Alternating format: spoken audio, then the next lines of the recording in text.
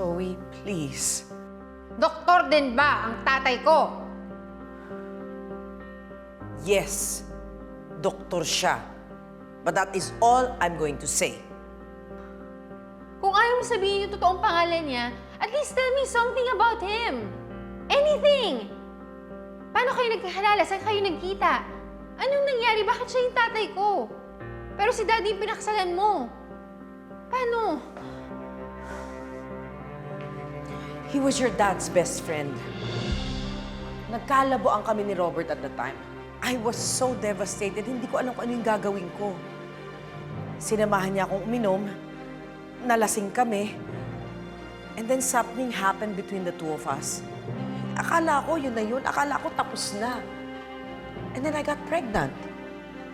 Eh, paano si Daddy? Anong nangyari sa kanya? Well, when I told him I was pregnant, akala niya siya yung ama. Hindi naman papayag yung mga magulang ko na umuwi ako na walang ama yung batang nasa tiyan ko. So when I told Robert na buntis ako, agad niya akong pinakasalan. Paano yung totoong tatay ko? Alam ba niya yung nangyari? He never even knew na nabuntis niya ako. Ang alam niya, si Robert ang ama ng bata. So pinanindigan ko na yun. What's so funny? Alam mo, Ma'am, nakakatawa ka. You're such a hypocrite. Hindi mo mapatawad si Daddy sa ginawa niyang kasalanan sa'yo. Pero ikaw pala tong una pa lang, niloloko mo na siya. I did all that for you, Zoe.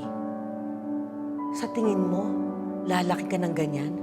Maganda, matalino, you have almost everything you want in the world. Kung hindi si Robert ang nagpalaki sa'yo, ikaw nga ang nakinabang sa panlulokong yun dahil nagkaroon ka ng mabuting ama. Zoe, isa kang tanyag. Marinig lang ng tao yung pangalan mo. The medical community already admires you. Pero nung nalaman ko na hindi pala ako tunay na anak ni Daddy, I feel so fake. Zoe, huwag mong isipin yan. Swerte ka pa rin. Huwag mo sabihing swerte ako. Alam mo, kung lumaki ako sa totoong tatay ko, siguro hindi ganito kaguling buhay ko.